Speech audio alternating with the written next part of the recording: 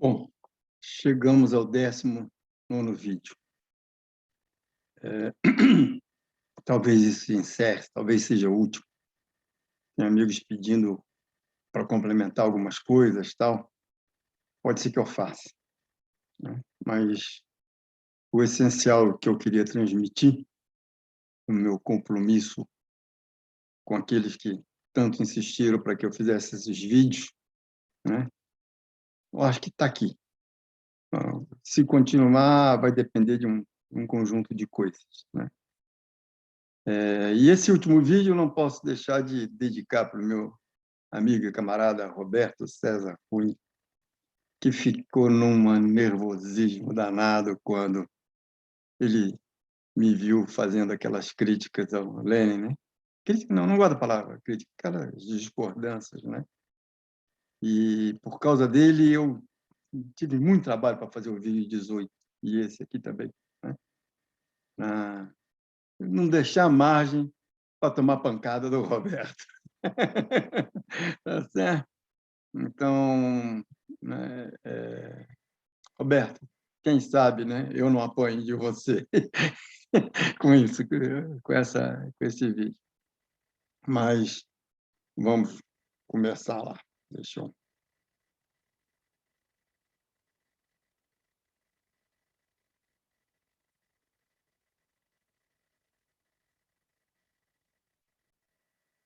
Começou gravando.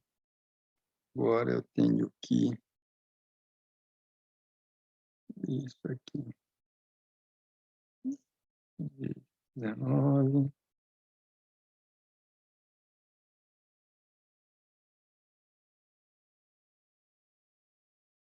Bom, vídeo 19, né, o último, sobre o Lenin.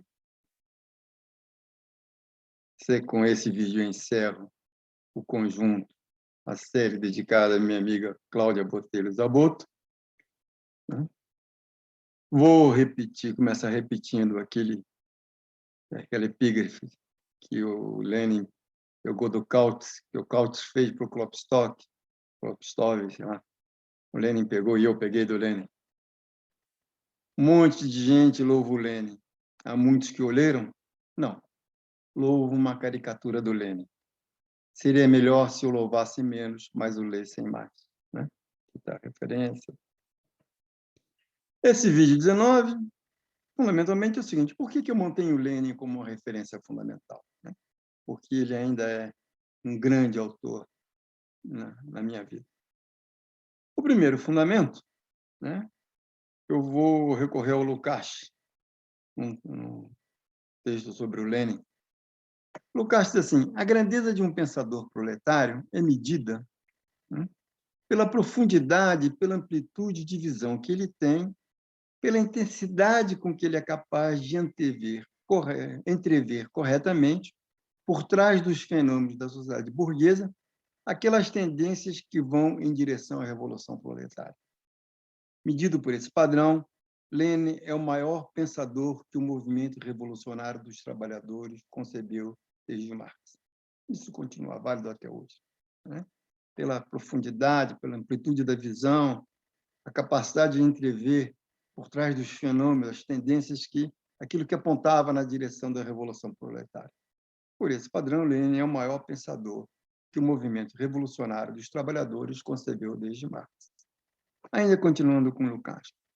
A chegada da revolução não foi vista apenas pelo Lenin, mas ele foi o único capaz de fazer disso o fio condutor seguro para o tratamento do conjunto das questões do presente. Por isso, o sentido histórico mundial, Lenin é o único teórico à altura de Marx até então produzido no interior da luta de libertação do proletariado.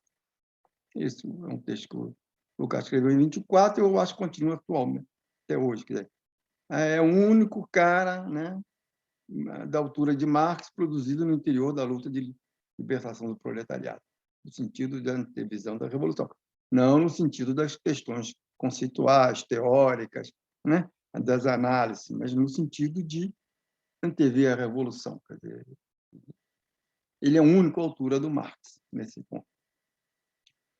O segundo fundamento ainda segue Lukács. Lenin realizou em relação à nossa época o mesmo que Marx fez em relação à totalidade do desenvolvimento do capitalismo. A atualidade da revolução. Essa é a ideia principal do Lenin. A atualidade da revolução proletária, com Lenin, deixou de ser apenas um horizonte histórico mundial, aberto sobre a classe trabalhadora em luta pela sua libertação, para ser colocada na ordem do dia do movimento operário. Esse, de fato, não só interviu, percebeu, como falou, é aqui e agora, está na hora de fazer a revolução.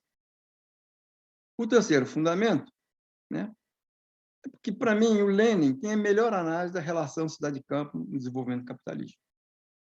Isso está na minha tese de doutorado, defendida em 92, né, um estudo sobre Lenin e as defesas da reforma agrária no Brasil, que é um título provocativo, mas, na realidade, é um estudo da relação cidade-campo, a perspectiva do desenvolvimento do capitalismo. E ali, o que é a síntese da síntese da síntese? Quer dizer, o que é o propósito do Lenin?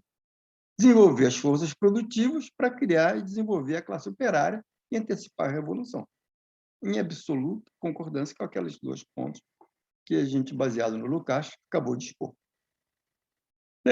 Na minha tese de doutorado, o que eu mostrei? Mostrei que, para Lenin, o compromisso do marxista era com o desenvolvimento das forças produtivas, criadoras da classe operária. O Lenin saudava o desenvolvimento do capitalismo no campo, saudava a introdução de máquinas no campo, saudava a destruição do campesinato, gerando a burguesia e o proletariado rural. Ele saudava o êxodo rural, acumulando na cidade a força histórica da sociedade, que era o proletariado, e não o camponês, nem os personagens do passado, né? Dono da terra, o senhor da terra e o camponês, isso aí é aquela coisa do passado. A questão do Lenin era com o futuro, né? Ele não é um cara que se guiava olhando pelo espelho retrovisor. A questão dele era o futuro, né? Naquela linha hegeliana de antecipar o que vai acontecer no futuro. A única liberdade é antecipar. Então, o compromisso do Lenin é antecipar as coisas para a revolução proletária ocorrer antes do que ocorreria com a inação.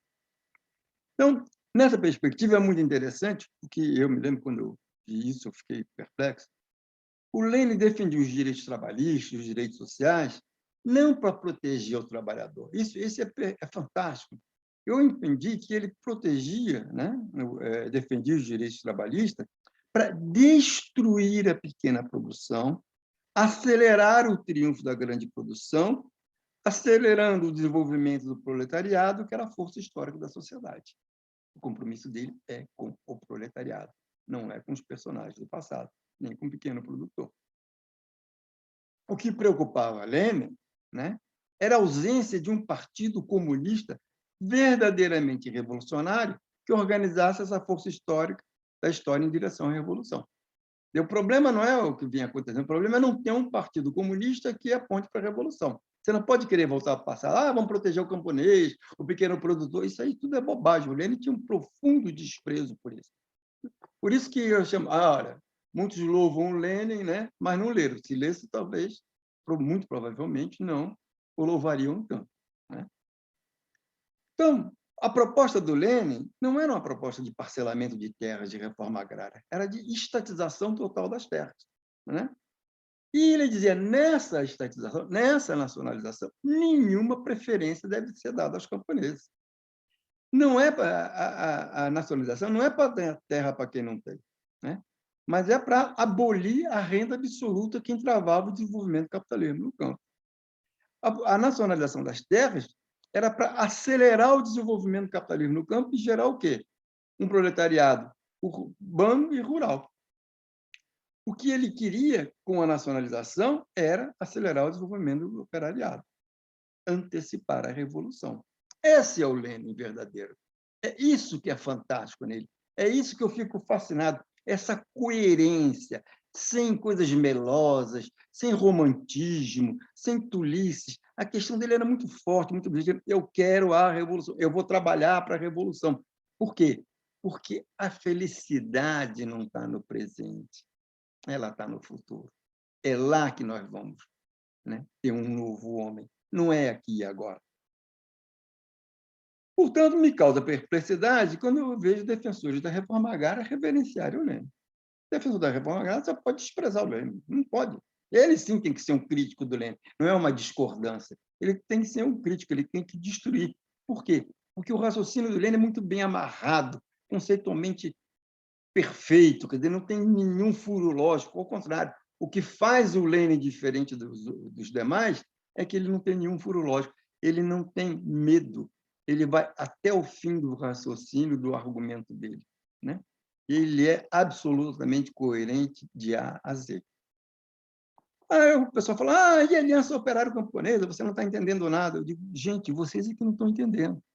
A Aliança Operária Camponesa era meramente tática, né? Você tem o quê? Uma nobreza assassina, exterminando uma população, aí você se alia até com o diabo. Ele tinha um profundo desprezo. O camponês, para ele, era um idiota, temente a Deus e subordinado ao padre. E ele se associa com esse cara por quê? Porque ele tem que acabar com o extermínio da população russa que a nobreza assassina estava produzindo. O compromisso do Lenin é com o proletariado, com a revolução proletária. O resto é bobagem. Então, a melhor análise da relação cidade-campo no desenvolvimento do capitalismo na perspectiva do proletariado, com absoluto compromisso pelo proletariado, ou melhor, com a revolução do proletariado. Então, o terceiro motivo, você vê, primeiro, segundo, terceiro, convergem para dizer o seguinte, a questão é a revolução. Isso nele é inabalável. O quarto fundamento, né, é que o imperialismo é uma obra magistral também. Ele decifrou a fase monopolista do capitalismo. Ele mostrou que essa fase monopolista é uma fase de decomposição e parasitismo, uma fase de senilidade do capitalismo. Mostrou que a acentuação da opressão e as guerras imperialistas são traços inerentes à fase monopólica do capitalismo. Ele denunciou a aliança ideológica da aristocracia operária com a oligarquia financeira. E ele permitiu ao Stalin defender a União Soviética, né? Ele permite que hoje a gente entenda o comportamento dos Estados Unidos e do apoio generalizado que os Estados Unidos têm. Você olha, isso como eu mostrei 2 vídeos atrás, quer dizer, quando você olha para o mundo, você entende. Olha para o mundo e olha para a obra do imperialismo do Lenin, você vê que ela te ajuda a entender esse mundo, né? Como nenhuma outra obra. Está cheio de texto sobre imperialismo, um monte de bobagem, a lá Rosa de Luxemburgo, imperialismo sanguessuga, não sei o quê, né? Isso tudo é bobagem. Quem dá a perspectiva que você olha e fala, entendi o mundo, é o Lenin. E nesse negócio muito interessante, que foi que a gente tocou rapidamente, mas agora a gente volta a tocar, o que é a contribuição? O que é a novidade do Lenin na questão do marxismo? É ver o imperialismo como uma corrente. Na hora que ele faz a associação do imperialismo com a corrente, que ele vê o imperialismo como uma corrente, ele diz a resistência da corrente é do seu elo mais fraco. A Rússia é o elo fraco da corrente imperialista. Então, ele está falando, é aqui, no meio da guerra, que ele fala, é aqui e agora a revolução. Não é uma maluquice do Lenin, né? Uma religiosidade pura, uma fé, uma coisa maluca que ele viu. Não. Né? Ele está olhando e falando, gente, aqui está a chance. Né? Ele dizia, é da Rússia que vai sair a Revolução Mundial. Não tem dúvida. Ou seja, o Lenin ele consegue, como falou o Lukács, quer dizer, o horizonte histórico e o princípio da cotidianeidade é o aqui e agora que nós vamos fazer a revolução. É isso que torna ele absolutamente distinto de todos os outros pensadores marxistas. Bom, mas aí a gente precisa recorrer, fazer um parênteses, recorrer ao Colette na questão de Stalin. Que eu lavo a boca para falar o nome do Stalin, né? Porque, como já falei antes, o pessoal tem ojeriza de falar o nome do Stalin. Deixa eu aqui pôr a cara aqui para o pessoal não achar que eu estou me escondendo, né? Mas todo mundo tem que lavar a boca antes de falar o nome do Stalin. Porque hoje, se você não aqui, você tem 13º, férias, direitos trabalhistas, você deve ao Stalin. Que foi só acabar a União Soviética, o que aconteceu? Tudo aquilo que era tido como conquista do capitalismo foi desmontado e hoje é coisa velha. Proteger trabalhador hoje é coisa velha. Tá certo? Então, antes de você falar mal do Stalin, você tem que perceber que muitas coisas, muitos benefícios sociais que existiram, né, e alguns ainda existem, se devem à existência da União Soviética e do Stalin, que soube magistralmente conduzir a União Soviética, inclusive na guerra. Ninguém tem dúvida que quem ganhou a guerra foi a União Soviética, né? Isso. Então, vamos voltar aqui para a fala do camarada Stalin aqui, né? Bom, então, o que diz o Colette no Questão de Stalin? Todos os grandes marxistas da época sabiam que o comunismo só tem sentido como fenômeno mundial. Todos sabiam disso. Eles achavam que a Rússia seria o estopim de uma revolução mundial. Mas a burguesia afogou, inclusive em sangue, as tentativas de espalhar a Revolução Russa. Ora, que dilema se colocava para os revolucionários? Ou você deixa a nobreza assassina voltar e continuar a exterminar a população russa, ou você tenta garantir as conquistas libertadoras da Revolução Bolchevique.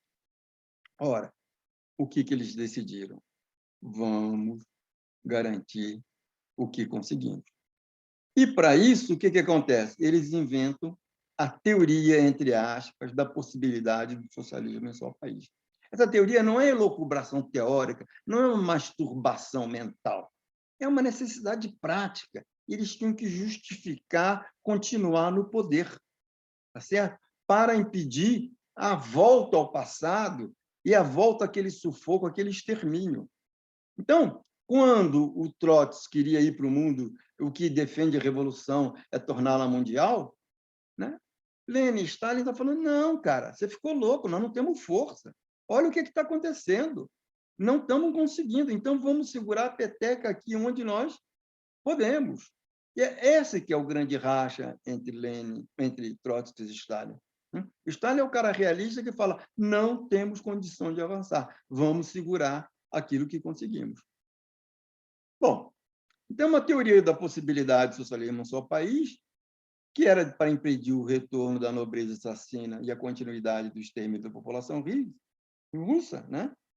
Faz com que seja tolice dizer que a Rússia é a União das Repúblicas Socialistas Soviéticas, é um desvio do socialismo. Isso é uma imbecilidade. Socialismo real, isso tudo é bobagem, é coisa de acadêmico, coisa de intelectual. Por que eu estou falando isso? Vamos ver o Marx e Engels na ideologia alemã? O que eles fazem? Criticaram a transformação do socialismo e do comunismo em teorias abstratas em dois princípios. O socialismo é o processo. O processo que deu na União Soviética é aquele que aconteceu. Depois deu errado, isso é outra questão. Mas você dizer que existe um modelo de socialismo, um modelo de comunismo, e que a União Soviética não seguiu esse modelo, é uma imbecilidade, é uma ignorância. E, para alguns, é só uma mentira safada, sem vergonha, oportunista, para puxar o saco da burguesia. Não tenho dúvida disso. Bom, vamos para o quinto fundamento. É o princípio da cotidianidade, que está gritando o tempo todo aqui, que eu estou falando. E isso me chamou especialmente a atenção. O Miguel Veda, que fez uma apresentação ao artigo do Lenin, né, um estudo sobre a unidade do seu pensamento, do Lukács, né? O Lenin chama a atenção que, em 68, né, o Lukács, num texto chamado Lenin, as questões do período de transição, destacou a capacidade do Lenin em sempre ter em vista a inteira vida cotidiana dos homens. Isso é uma coisa muito interessante. Por que é esse princípio da cotidianeidade? O que é ter em vista a inteira vida cotidiana dos homens?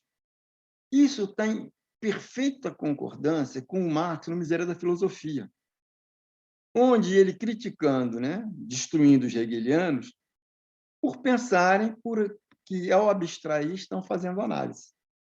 A inteira vida cotidiana, você não vai com abstrações, você vai olhar o cotidiano para ver o que está acontecendo, né?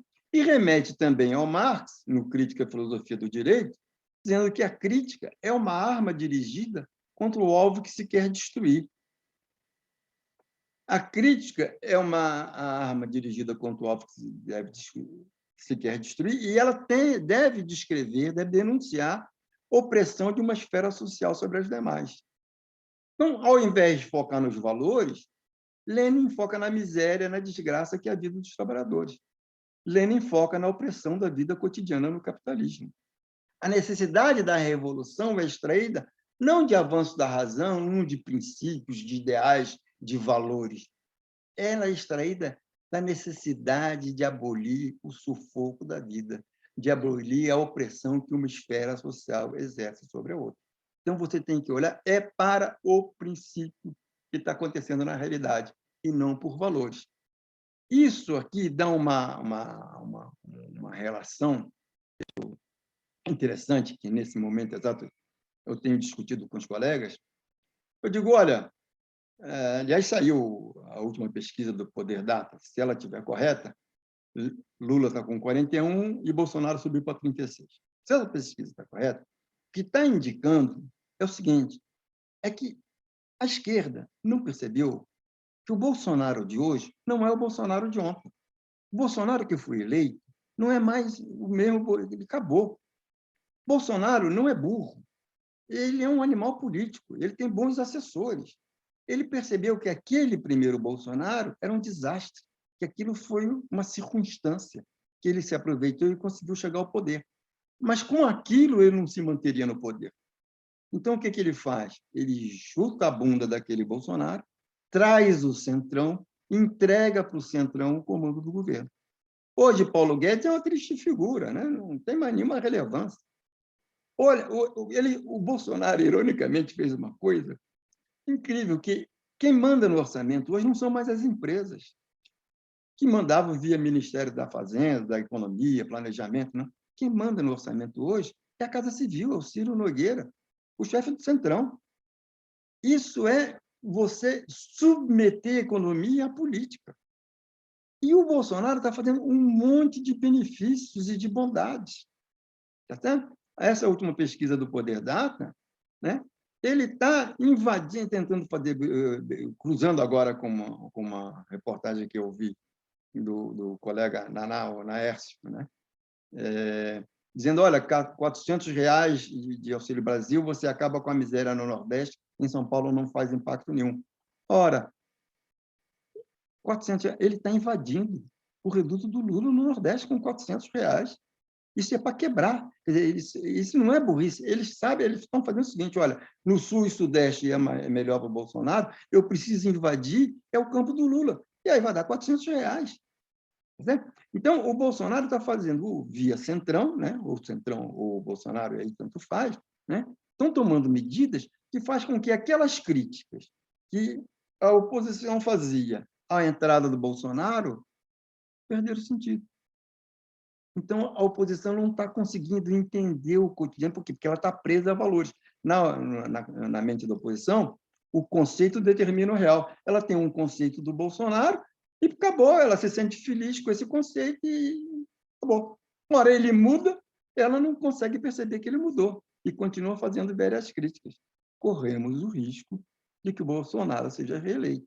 E aí, qual é a consequência? Do ponto de vista da massa, não é tanto, né? Que ele mudou, não tem mais aquele Bolsonaro, mas do ponto de vista das liberdades políticas, das propostas, a gente corre um imenso risco de que esse cara, com mais poder junto ao operariado, ele de fato se aproxime daquilo que foi Mussolini e que foi Hitler. Que em cultura pensa que esses caras falavam com os ricos, não. Esses caras falavam com a aristocracia operária que tanto deixava o Lenin, né, preocupadíssimo. Né? Esses caras, eles tinham desprezo pela burguesia. A aliança deles era com o proletariado. E isso é que é assustador. É por isso que temos que ter uma mudança na forma de enxergar, na forma como vamos para a eleição. Tá certo? Ou seja, encerrando essa parte, a esquerda não tem o princípio da cotidianeidade que movia o Lênin e que fazia com que o Lênin, né, olhasse sempre e discordasse. Quem leu as obras do Lênin sabe o horror que ele tinha da esquerda. Ele tinha horror da esquerda, ele batia na esquerda o tempo todo. Né? E aí transforma ele em ídolo da esquerda. Eu realmente também não consigo entender, porque tudo que eu li do Lênin é criticando a esquerda. Né? E parece que deu certo. Né? Pelo menos ele chegou lá ao poder e promoveu uma transformação no mundo fantástica. Então, vamos continuar nós aqui. Sexto fundamento da minha admiração pelo Lênin. Esse livro dele, Imperialismo Face o Período do Capitalismo, é uma obra magnífica. Anteriormente, eu enxergava ela como uma teoria, né? Hoje, eu acho que ela dá, não vejo ela mais como uma teoria, mas como dando inteligibilidade para o real. Deixa eu explicar melhor. O que marca isso? É a questão da causação. Em teoria, você tem causação. Tem causação, tem finalismo, tem determinismo, né? Se não tem causação, você tem o quê? O acaso. Se anteriormente o monopólio, né, é que na forma como ali, na forma como está no Lênin, é que causa os preços monopólios, exportação de capital, a política colonial, as guerras imperialistas. Hoje, eu digo que o monopólio é quem fecha tudo isso, né? Eu extraio, não é que o monopólio causa, eu extraio o monopólio como aquilo que fecha, que dá inteligibilidade, que dá racionalidade das coisas que estão acontecendo. Ou seja, eu permiti a introdução do acaso, que era uma coisa que a gente já viu no vídeo, em outros vídeos, especialmente no vídeo 18, que era tão importante para o Marx, a questão do acaso. Que diferença que isso faz, se é teoria, se não é inteligibilidade? Muita diferença. Porque você dá um sentido diferente para a história. Você retira o traço determinista. Você abole a necessária causação. Você coloca o acaso no centro dos acontecimentos. Você faz com que o presente não seja o destino do passado. E aí nos remete ao Marx e ao Darwin, que traz a estatística para o centro da dinâmica. Deixa eu explicar isso melhor, que eu aprendi com o Daniel Ben-Said, no Marx Intempestivo. Acho que já fiz referência a isso, né? O que acontece? Você tem fenômeno A e fenômeno B. A e B, tem hora que dá, tem hora que não dá. Aí você olha, parece que tem alguma coisa aí entre A e B, mas eu não sei o que é. Então, o que eu faço? Como eu não sei o que é, como eu sou ignorante, eu vou lá e aproprio, tento amarrar e fechar isso numa distribuição de probabilidade. Eu uso a estatística porque eu não sei o que a relação entre A e B. Então, a estatística, pelo menos, me dá uma regularidade, me dá lei, né? Me dá uma probabilidade de frequência. E aí eu tento me apropriar do fenômeno A e B através da estatística. Ora, nesse sentido, a estatística é uma coisa externa ao fenômeno, né? E que eu estou pondo para esconder minha ignorância. Não só, não, talvez esconder não seja boa palavra, mas para como necessidade da minha ignorância sobre a relação entre A e B. O Darwin vem e faz o contrário, ele joga a estatística na dinâmica. O que o Darwin está falando? Olha, toda vez que eu reproduzo, eu não tenho uma reprodução perfeita. Eu tenho um leque de reproduções. Ora, como elas não são perfeitas, né, como são diferentes, algumas delas serão mais adaptadas ao meio ambiente. Quando você olha ao longo do tempo, essa mais adaptada ao meio ambiente é que sobrevive. Então, o que acontece? Eu não tenho mais causação. Não é que o macaco gerou o homem, não. É do mesmo ramo que veio o homem, veio o macaco. E por que deu, não se sabe. Não se tem noção, não se tem ideia. Ou seja, você não tem mais causação. O homem não é o destino do macaco. Você tem o acaso. E aí isso dá uma série de características interessantes, que é com relação à inteligibilidade, né? A contemporaneidade da história. Esse essa mudança da forma de ver propicia um entendimento diferente da realidade. Deixa eu continuar aqui. O movimento do real, né, nessa forma de entender, deixa de ser fruto do movimento do conceito. A história não tem um final determinado pelo conceito. Quer dizer, se eu tiver o conceito, eu não sei onde é que a coisa vai parar, né? Essa forma da contemporaneidade da história é o presente que explica o passado, né? O presente não é o destino e é ele que ilumina o passado. Então, eu olhando a partir do presente, eu olho para trás e consigo reconstituir logicamente o que aconteceu, não como causação e, portanto, eu não tenho previsão para o futuro, porque não tem determinismo.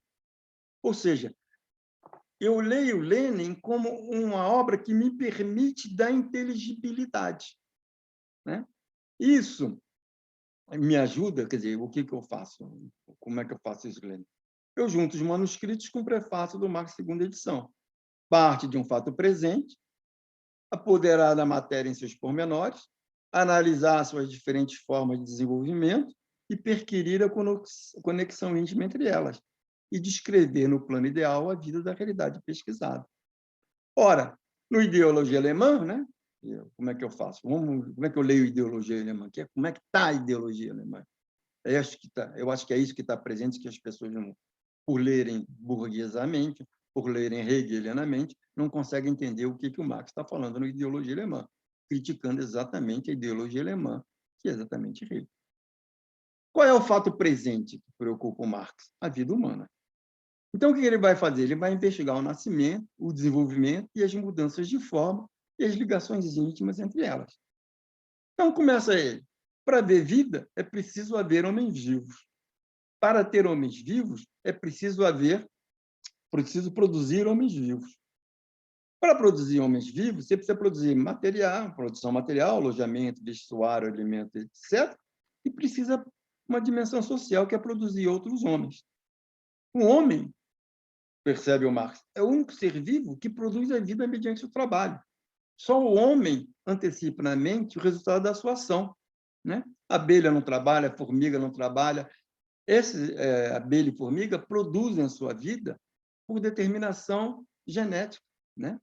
É programada geneticamente, ela não tem no cérebro o resultado da sua ação, ela não produz a vida antecipando no cérebro o resultado da sua ação.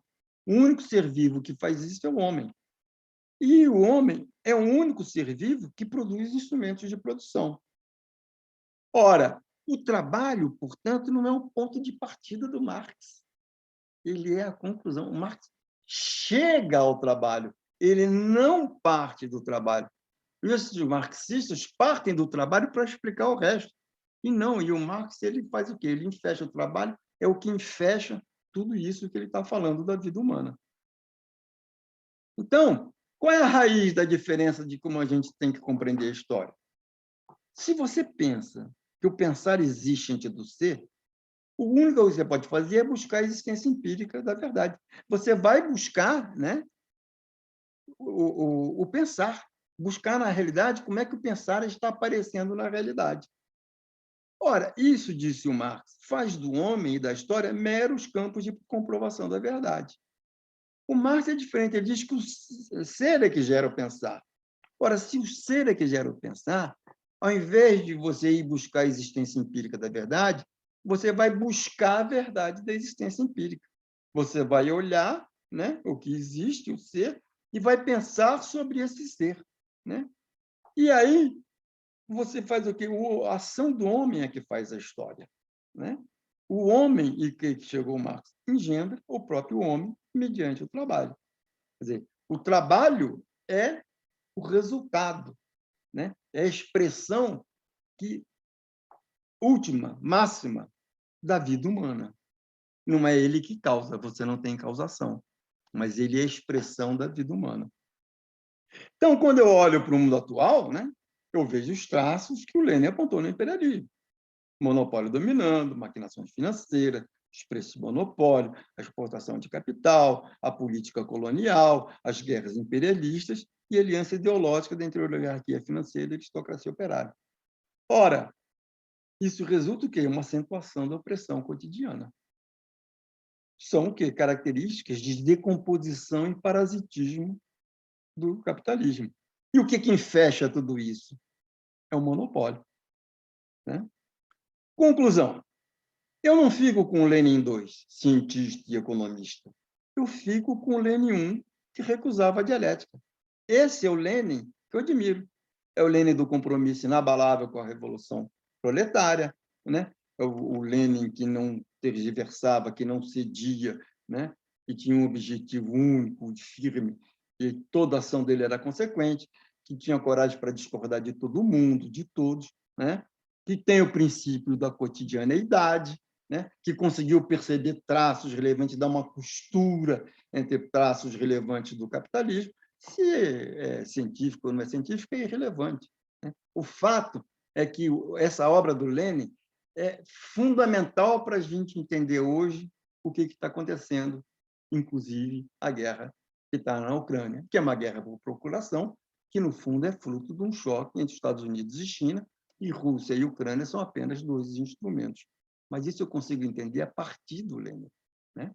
Eu consigo olhar a partir do Lenin, consigo olhar que isso é inerente, que é inevitável, e fico de cabelo em pé, porque daí a perspectiva, é óbvio que não é garantia, que não tem determinismo, mas a questão de uma outra guerra mundial está absolutamente presente, e por isso é que deixa super nervoso quando vê essa continuidade e como os Estados Unidos está reagindo, né, à ação russa.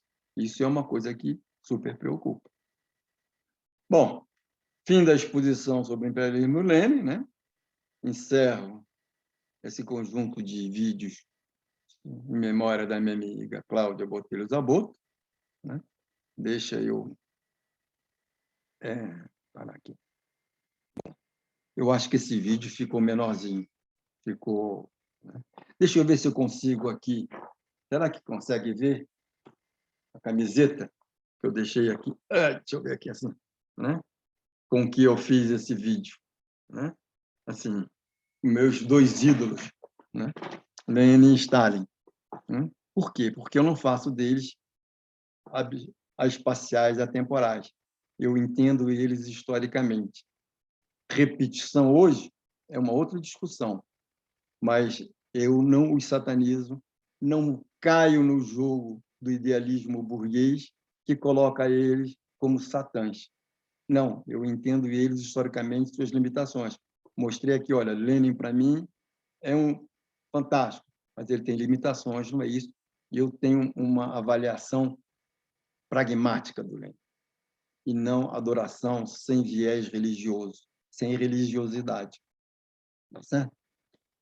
Bom, gostei, acabei achando legal fazer esses vídeos, né? Não sei se vou continuar, dou por encerrada a minha tarefa, mas tenho acaso, não sei se eu vou conseguir, tá certo? Mas gostei de fazer. Eu acho que quem assistiu o vídeo 1 vai entender o que eu estou falando, né? Eu acho que eu cumpri minha tarefa. Eu acho que eu fiz o bom trabalho, como diz o Lukács, né? Não vai existir socialismo sem bom trabalho, e o que eu tentei fazer foi o bom trabalho. Espero ter conseguido. Bom, até mais.